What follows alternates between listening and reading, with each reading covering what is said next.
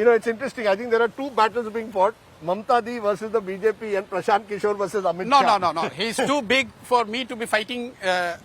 Just because you raised the point that he is claiming 200, all I'm saying is that he has been making such claims in every election he But does. you know, when we go around Bengal, there is clearly a hawa, you know, that a lot of local journalists see of the BJP. You know, a kind of undercurrent, some call it a wave. You don't see that at all. Your numbers don't. Again. Because you've given reasons why you believe. I'm telling you, anyone who tells that BJP is not a political force, BJP is not a big political entity or organization, we would be fooling ourselves. They have become a very strong political force, and they don't need this. Need not be told by me. The 41% vote share they got in Lok Sabha, that tells me that they are quite formidable. Now, as a person who looks at these things or is involved in managing these things, I rather overestimate my challenger than underestimate and get into trouble towards the end. Someone mocked at me in Delhi when we were doing the election. One tall, big minister of BJP, he said, "Who is Prashant Kishore?" I said, of course he would not know who I am, but I know who he is. I know even his low-ranking party officials, because that is what I need to know.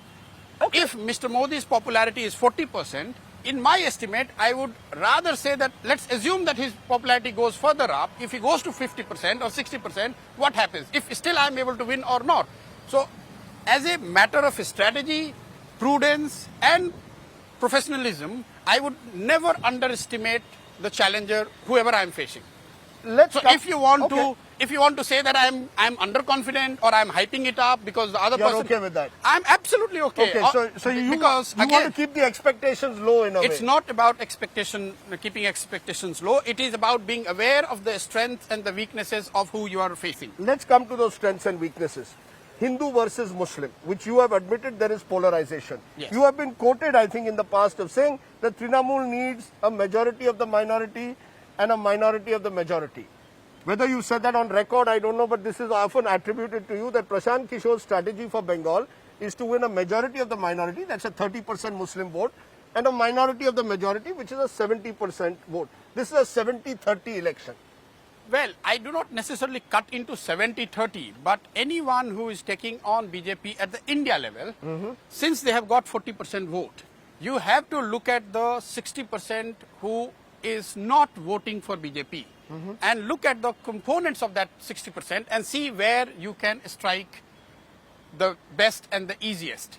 And if you go by that, the same thing would hold true in Bengal also. When I'm looking at 10 crore population here and the electorates and the various components of them, I see who I'm more likely to get and who I'm less likely to get. In democratic electoral fight like this, you are not going to get 100% vote.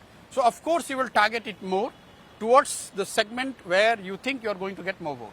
The reason I'm asking you this is there's a sense the BJP has successfully in this election positioned the Trinamool as a party which appeases Muslims, that Didi appeases Muslims, and that in a sense has strengthened or consolidated the Hindu vote, particularly among scheduled castes, scheduled tribes.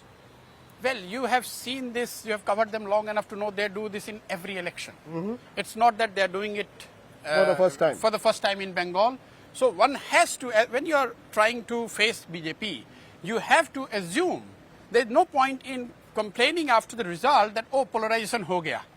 They have used Hindu-Muslim card to win. You have to account for this, knowing that yes, they will do it, and then prepare your strategy accordingly. That's what I've been saying all along, that yes, we are aware that it is a possibility that many or a bigger chunk of the Hindu majority might vote for BJP, and we have to be prepared for that.